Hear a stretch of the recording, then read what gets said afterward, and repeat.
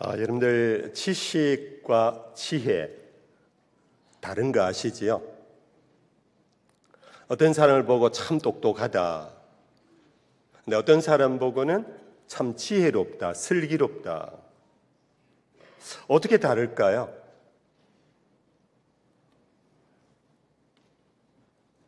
그것이 오늘 바로 말씀 제목과 같아요. 한번 따라 합시다. 지식 위에 절제가 있으면 지혜로운 자입니다. 지혜란 지식을 기본으로 해요. 아무것도 모르는데 지혜는 없어요. 근데 지식을 기반으로 하는데 내가 아는 바를 다 표현 안 해요. 다 드러내지 않아요. 그 절제할 줄 아는 사람을 일컬어 슬기롭다. 그리고 참 지혜롭다 그래요. 우리 서인의 교회 성도들은 다 슬기롭고 지혜로운 성도들 될 수 있기를 축복합니다. 잠언 제1장 4절 말씀에 보면은 지혜는 어리석은 자를 슬기롭게 하며 젊은 자에게 지식과 근신함을 주기 위한 것이라. 지혜는 슬기롭게 하는데 두 가지가 있대요. 하나는 지식, 그리고 하나는 근신이래요. 여기 근신이라는 말은 영어 성경에서 discretion이라 그러는데 이거는 신중하다, 조심한다. 그러니까 내가 아는 바를 신중하게 표현하고 그리고 조심스럽게 드러내는 것. 이것이 바로 지혜이고 슬기로움입니다. 여러분들 일상에서 느낄 거예요. 참 저 사람 똑똑하기는 한데 너무 절제 없이 자기 아는 지식을 막 이렇게 떠들면은 우리 우스개로 하는 말이잖아요. 안다이 박사 또 왔다 또 왔어. 안다이 박사라는 말. 근데 그것을 절제할 때 사람들에게 존경받아요.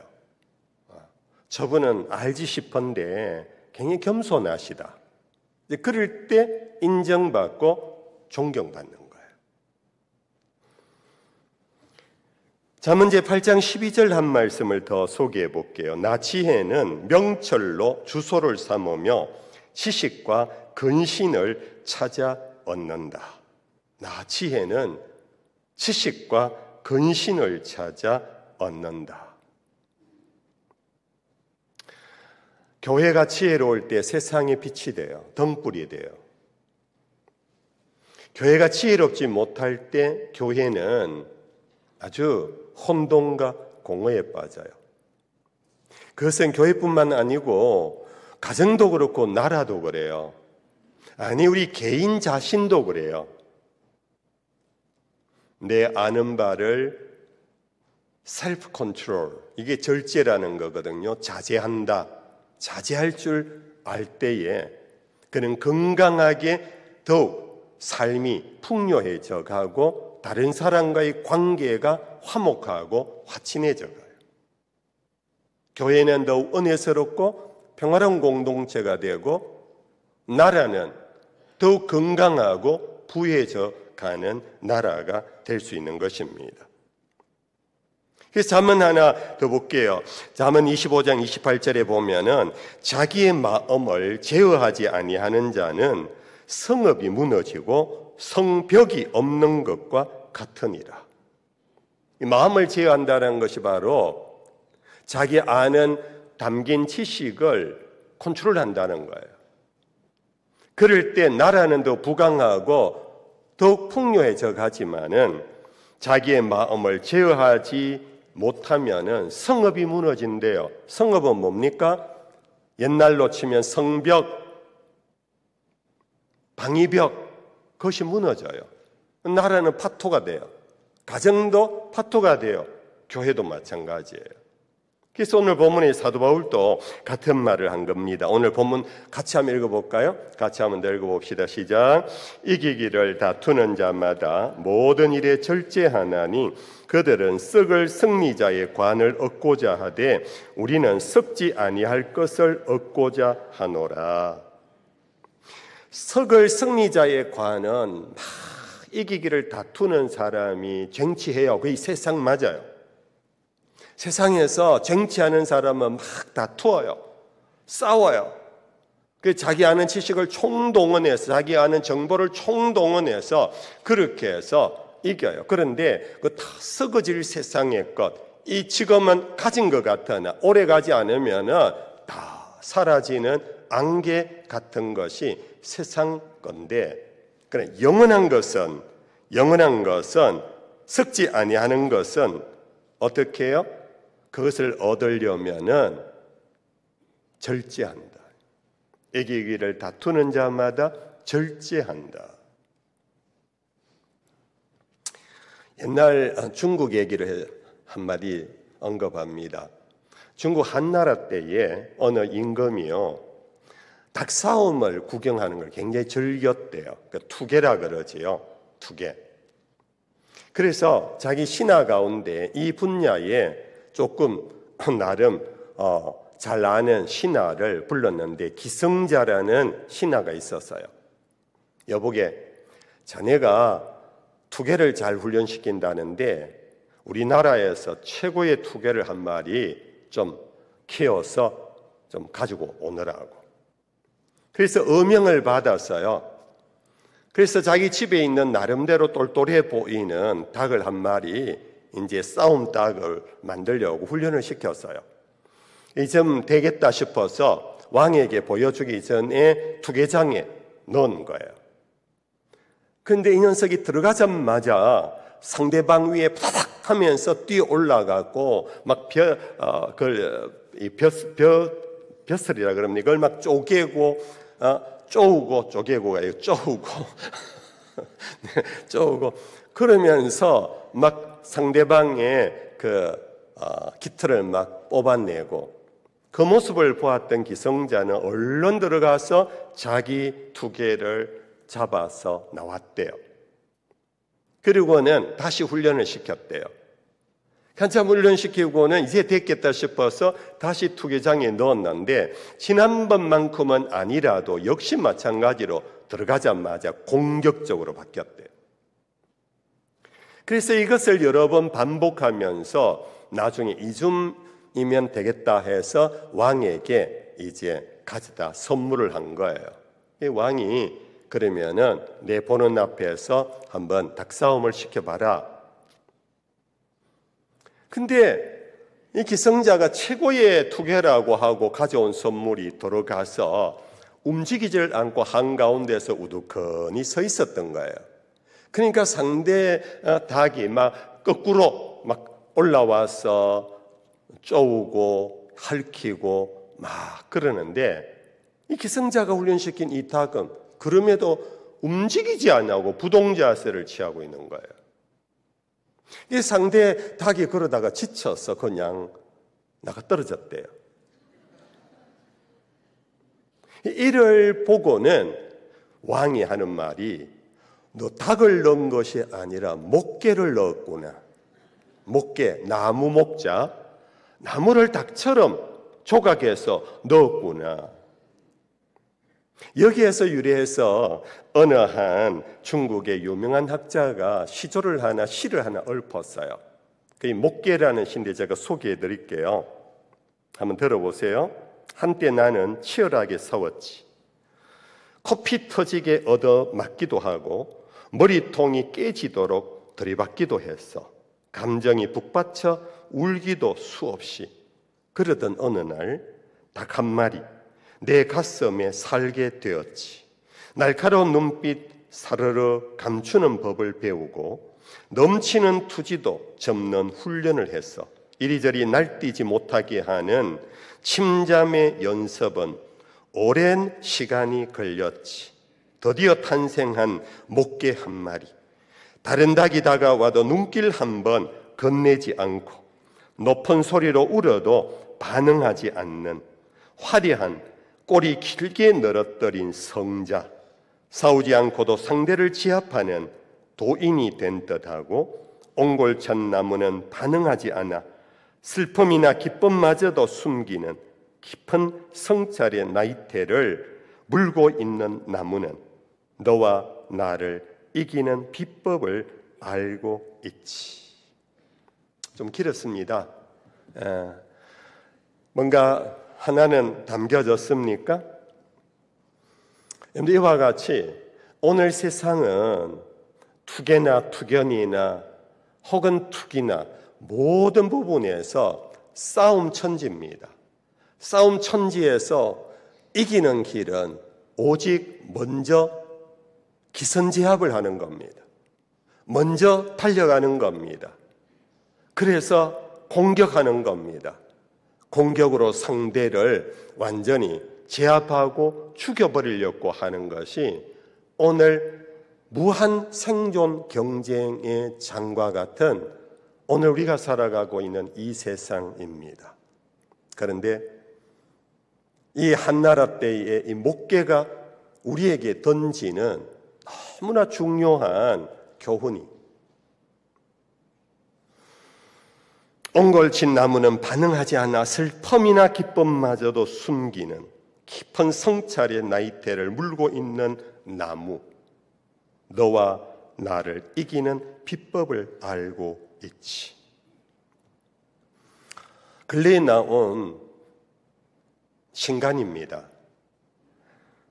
책 제목은 야생의 철학자들이라는 제목인데, 생태학자 신동만 박사께서 그동안 수십 년을 자연과 생태학을 관찰하며 연구하며 그것을 기록하면서 내놓은 책 한 권이에요. 야생의 철학자들. 12가지로 요약해가지고, 야생이라는 것은 자연을 의미합니다. 자연 속에 살아가고 있는 그런 생물들, 그들이 철학자라는 거예요. 우리 인간에게 주는 교훈이 놀라운 것이 있대요. 그 중에 그 책에 한 대표적인 코테이션 할 수 있는 얘기가 이런 거예요. 자연은 서두르지 않고도 모든 것을 이루어낸다. 자연은 서두르지 않고도 모든 것을 이루어낸대요. 지금 2월 엄동설한입니다. 우리는 서둘러요, 봄 준비를. 그러나 야생은 서두르지 않아요. 봄이 올 때까지 기다려요. 우리는 봄이 되면 빨리 여름을 재촉해요. 근데 자연은 서두르지 않아요. 여름이 올 때까지 기다려요. 자연은 가을이 올 때까지 기다려요. 그리고 겨울이 지나기를 기다려요. 근데 우리는 기다리는 것을 바보라 그러고 무능력자라 그러고 저렇게 해서 어떻게 험한 세상을 사느냐 그러는데, 자연은 오히려 우리보다 더 험한 세상 가운데서 서두르지 않고도 봄이 되면 꽃을 피우고, 여름이 되면 푸릇푸릇해지고, 가을이 되면 열매를 맺어요. 겨우내 얼어 죽을 것 같지만은 그 자연은 기다려요. 봄이 돌아올 때까지. 죽은 줄 알았는데 기다리는 자연 속에 봄이 되면 새싹이 나와요. 참 멋있는 말이지요. 자연은 서두르지 않아도 이루어야 할 것을, 모든 것을 이루어낸대요. 그 부제로 이런 말이 있어요. 욕심내지 않고 때를 기다리며 극한의 순간을 견디는 삶의 지혜를 야생 세계에서 배운다. 욕심내지 않고 때를 기다리며 극한의 순간을 견디는 삶의 지혜를 배운다. 우리 인간은 식구가 늘어납니다. 인구가 많아집니다. 돈을 좀 더 많이 벌어야 되겠다고 생각하면서 봄을 기다리지 못하고 겨울에 비닐하우스를 통하여서 거기에서 딸기를 재배해냅니다. 참외를 벌써 2월이면 재배해냅니다. 심지어 수박까지, 여름 과일을 벌써 거기에서 따내어냅니다.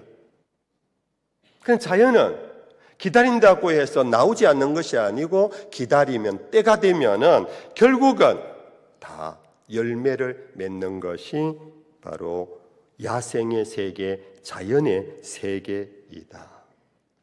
근데 우리가 사람을 두고도 그렇습니다. 오늘 우리는 사람을, 우리 자녀들을요, 정말 유능한 자로, 세상을 정복할 수 있는 자로 키우려고 조기 교육을 시킵니다. 그러면서 아이들에게 막 주입식 교육을 시켜요. 선행학습을 시켜요.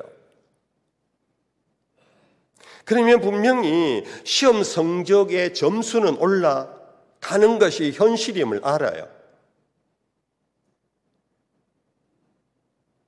그러나 조기 교육하지 않은, 죄송합니다, 여기 우리 대부분 우리 50대 이상, 60대 이상 어르신들은 옛날에 조기 교육하는 거 없었어요.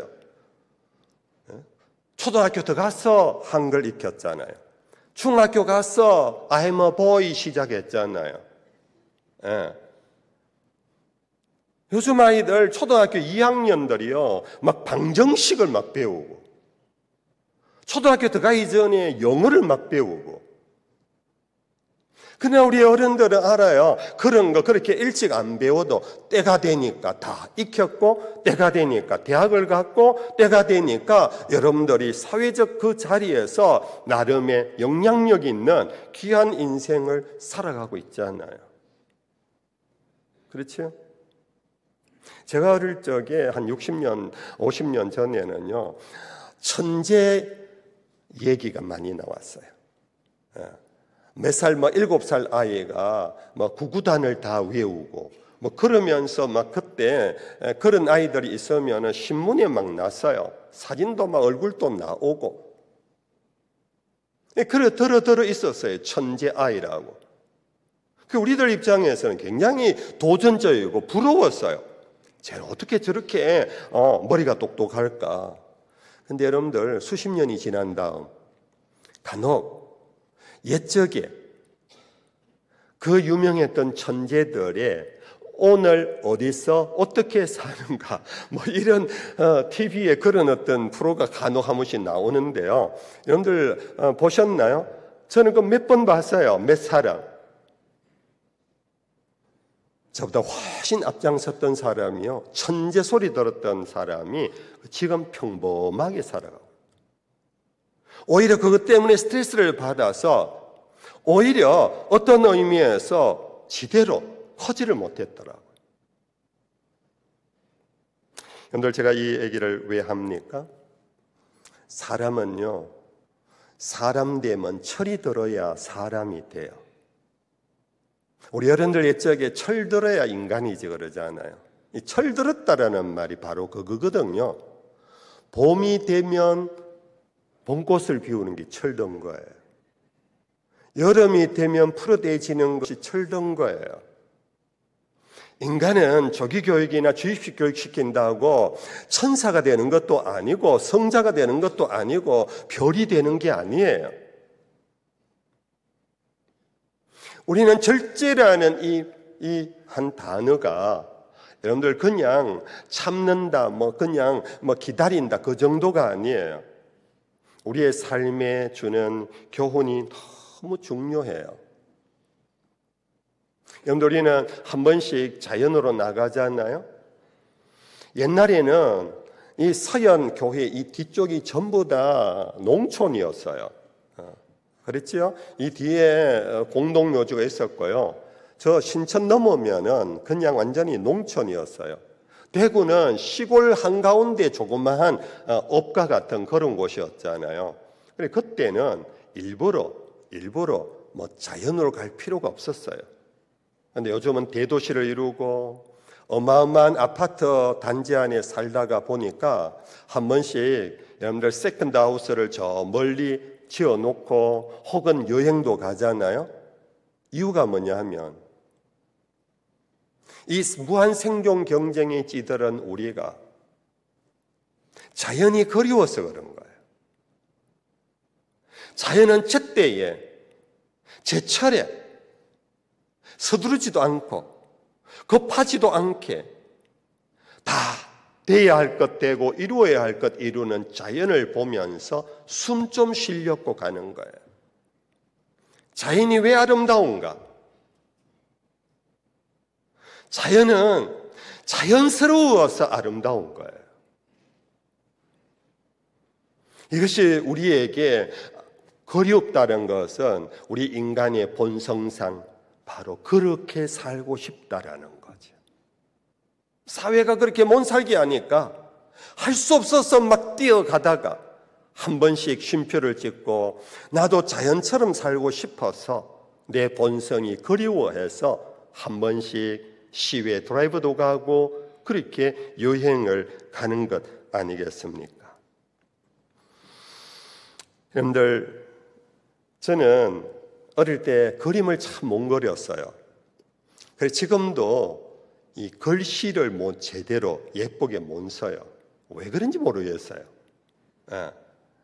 그 대신에 저는 제가 못하는 걸 잘하는 사람이 부럽고 그런 걸 보면 뭔가 관심이 가요. 여러분들 동양화를 아시지요? 동양화와 서양화의 차이가 뭔가요? 서구 사람들이 이 동양에 와서 중국, 일본 얘기하지 말고 우리나라에 와서 우리나라 사람들이 그린 동양화를 보면은 너무 감동스러워해요.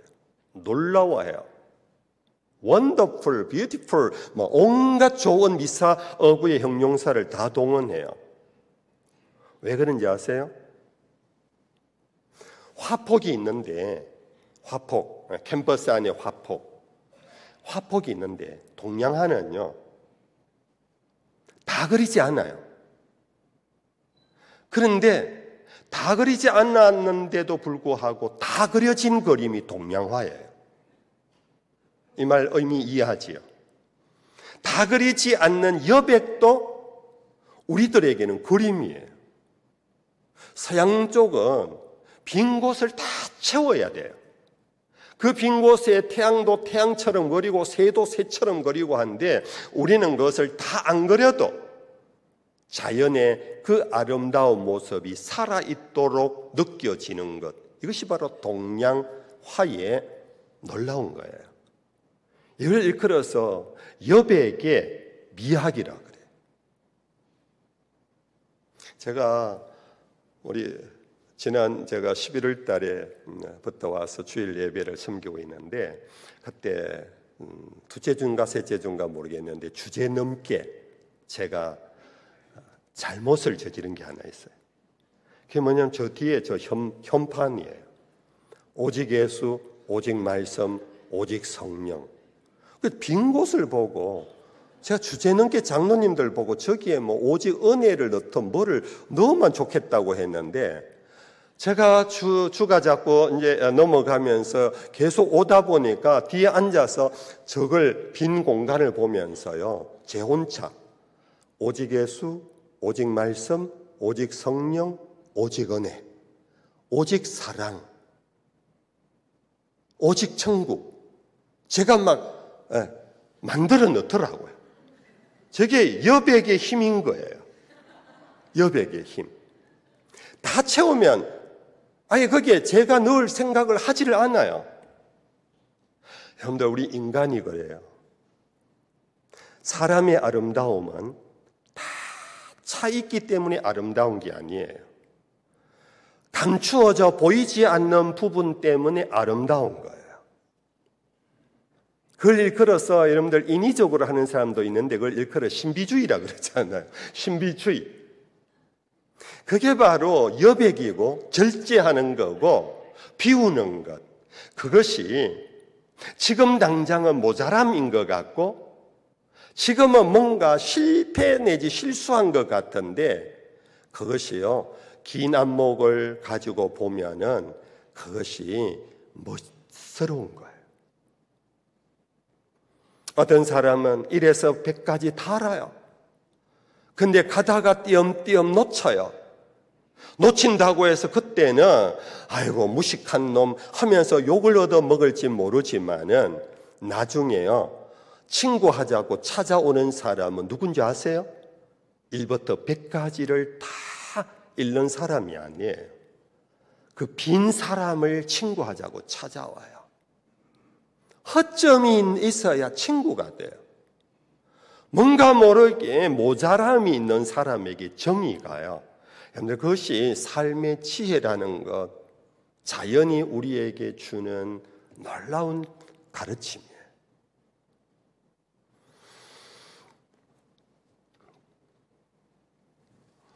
여러분들, 교회는 바로 하나님의 진리, 복음 위에 세워진 교회인데, 교회가 이와 같은 지식에 절제가 더해질 때 교회는 은혜스러운 공동체가 돼요. 지식 위에 절제가 있을 때 교회는 신바람 나는 신앙 공동체가 돼요. 지식 위에 절제가 있을 때 그 진리가 생명의 진리가 될 수 있어요. 여러분들, 우리가 구약에 노아의 방주 얘기를 아시잖아요. 그 방주 안에 하나님이 명하셔서 험없는 순결한 짐승, 암수 한 상씩을 다 넣으라 그랬어요. 그리고는 하나님이 문을 닫고 비가 내리기 시작했어요. 1년 보름 가까이 비가 왔어요. 그동안에는 이 방주 안에 들어갔던 어떤 동물도 사람도 나올 수가 없었어요. 근데 그 방주 안에는 어떤 동물들이 들어갔었죠? 노아의 8 식구와 함께 코끼리도 들어갔을 것 같아요. 호랑이도 있고요. 그 안에 또 뭐가 있을까요? 토끼도 있고요. 그 안에 우리가 생각하는 엄청난 덩치에 그리고 사나운 야수도 있었겠지만은 아주 애완견과 같은 아주 귀엽고 부드럽고 작은 심지어 곤충도 들어갔을 거예요. 그런데 여러분들, 그 안에서 약육강식에 만약 일이 일어났다면 그 방주는 구원의 배가 아니라 뭐가 됐을까요? 피바다가 됐을 거예요. 방주 바깥에 있던 것들이 괜히 돌아가지고 구원을 받는 것이 아니라 약한 것들은 다 죽임당했을 거예요. 또 도망갈 길이 없어요. 창문도 없어요. 문도 없어요. 여러분들 아마 아시지요? 그 노아의 방주는 오늘 예수 그리스도 안에서 세워진 주님의 교회라고. 교회 바깥에 있을 때는 우리가 약육강식의 생존 경쟁을 따라 살았지만 노아의 방주와 같은 주님의 교회 안에 들어오게 되면은 그렇게 살면 안 되는 곳이 바로 이 교회예요. 그래서 사도 바울은 로마서에서 너희 믿음의 강한 자는 믿음의 약한 자를 담당해야 된다. 믿음의 강한 자가 저 믿음 없는 사람 저 하면서 그들을 욕하고 비난하지 말아라. 믿음이 강한 자는 믿음이 약한 자를 감당해야 된다. 이 말은 여러 가지로 여러분들 폭넓게 여러분들 적용할 수 있습니다. 교회 안에 여러분들 강한 자여 약한 자를 여러분들이 보호하십시오. 그들을 돌보십시오. 그들을 위하여 여러분들의 힘을 내려놓으십시오. 호랑이가 자기 힘대로 살았다면 자충우돌하면서 호랑이에게 집어삼켰던 많은 곤충과 많은 그런 생물이 있었겠지만 방주 안에 들어온 야생들은 자기 힘을 절제했어요.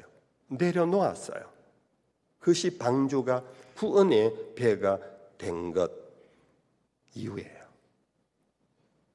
오늘 우리 교회 성도들은 교회 안에서만 교회가 아니라 이 교회를 통하여 세상을 하나님의 나라로 만들려고 하는 그것이 바로 전도와 선교 아닙니까? 이 교회가 확장되어 가는 것, 그것이 바로 우리가 세상으로 가라 하고 보냄을 받은 사명 아닙니까? 그러면 교회에서 먼저 우리는 강자가 절제하는 훈련을 하고 힘센 자가 절제하는 훈련을 하고 그 힘을 내려놓는 훈련을 통하여 그 훈련된 거룩한 습관이 여러분들 가정과 여러분들의 직장과 여러분들이 살아가는 사회 속에서 그 거룩한 습관이 생활화되어질 때 여러분들이 아는 진리와 지식이 그 사람들을 죽이는 것이 아니라 그 사람들을 살리는 거예요. 그 사람들을 돌보는 거예요. 그 사람들을 위로하고 격려하고 세우는 것이 될 때 그것이 바로 선교인 거예요. 그것이 바로 교회의 확장인 거예요. 그렇겠죠, 여러분들?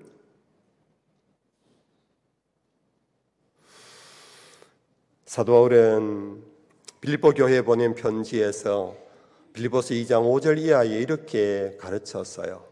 너희 안에 이 마음을 품으라. 곧 그리스도 예수의 마음이니 그는 근본 하나님의 본체시나 그와 동등됨을 취할 것으로 여기지 아니하시고 자기를 비어 자기를 내려놓아 종의 형체를 갖고 사람의 모양으로 나타나셔서 십자가에 죽기까지 하셨도다.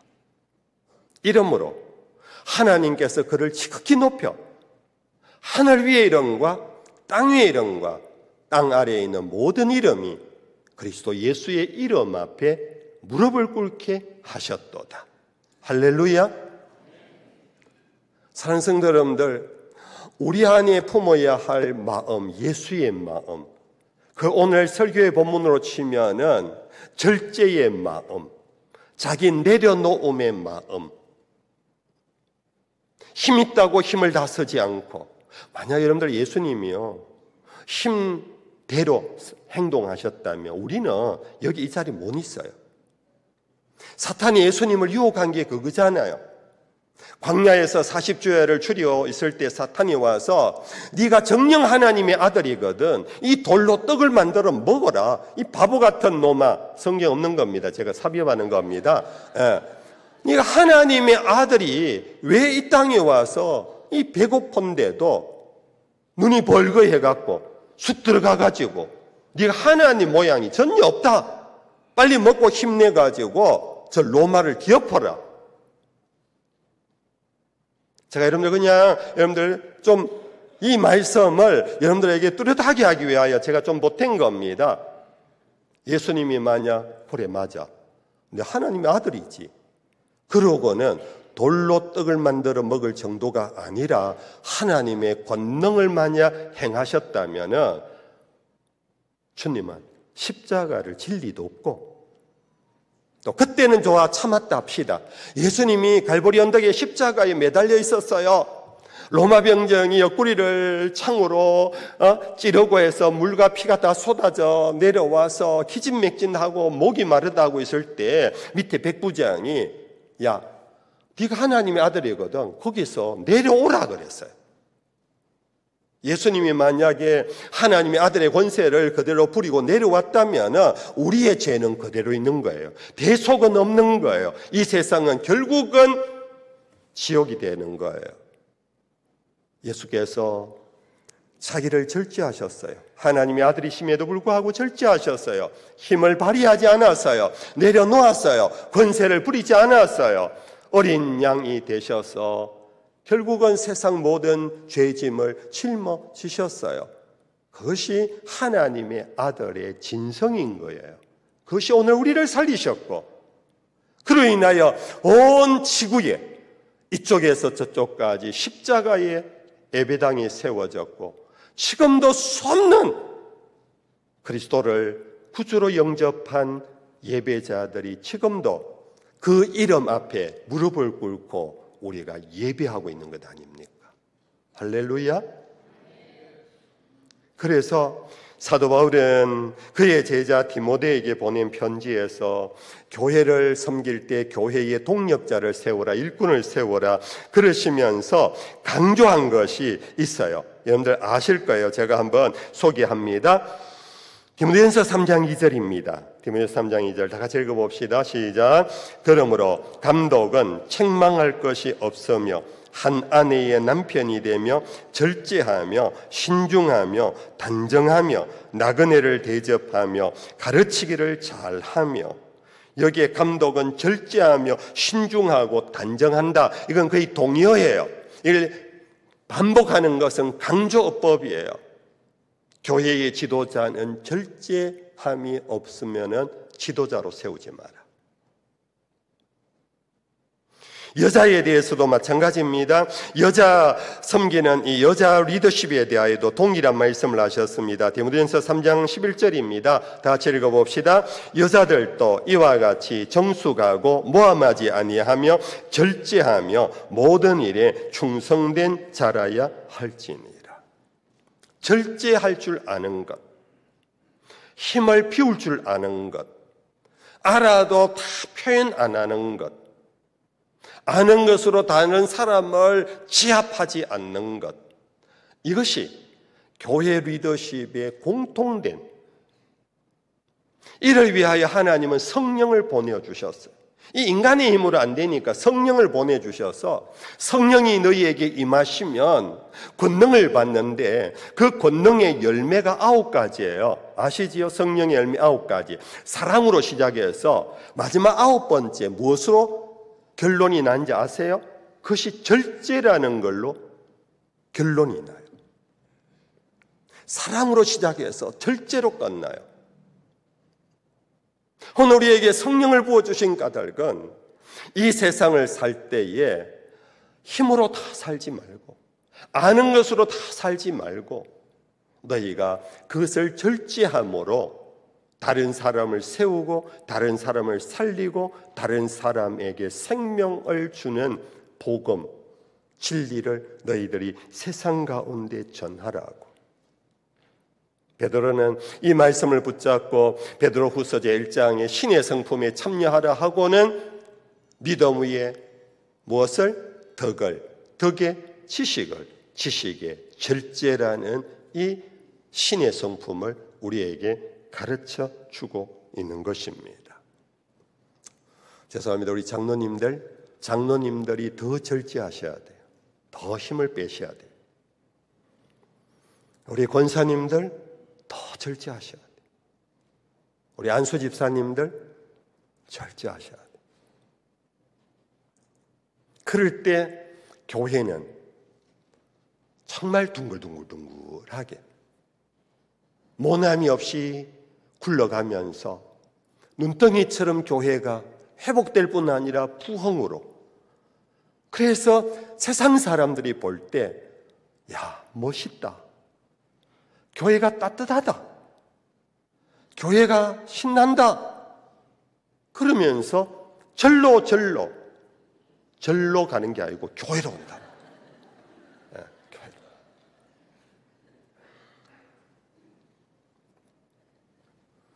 말씀을 맺습니다. 오늘 우리 사회가요, 정말 과유불급이 필요해요.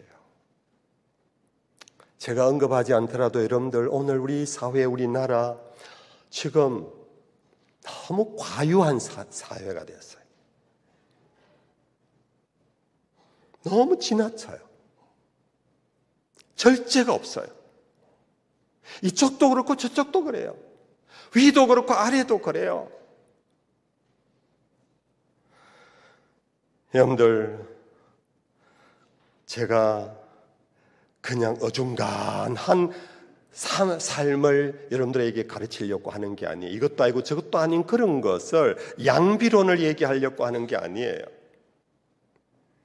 좋아요, 이쪽이 좋다고 하고 저쪽이 옳다고 하는 사람, 자기가 옳다고 하는 거 여러분들 품으십시오. 그러나 절제가 있게 하십시오. 절제하지 못하면 여러분들이 아는, 확신하는 것이 여러분들 나라를 살리고 사회를 살리는 게 아니고 오히려 나라를 더 혼란 속에, 이 사회를 더 어둡게, 국민들의 마음에 우울함을 가져오는, 우리 교인들이 이 일에 지혜로운 자가 돼야 돼. 슬기로운 자가. 내 다 알지만은 다 아는 체 안 하고, 다 알지만은 절제하고, 그것이 여러분들 가정에서부터, 죄송합니다, 우리 주부들이요, 남편인데 너무 대들지 마십시오. 남편들이요, 너무 집에 와서 너무 힘 자랑하지 마십시오. 가정에서부터 여러분들 절제가 있었어, 조화가 있고, 그래서 그것이 아름다운 가정이 되고, 그것이 아름다운 교회와 우리 대한민국이 될 수 있기를 주 예수의 이름으로 축복합니다.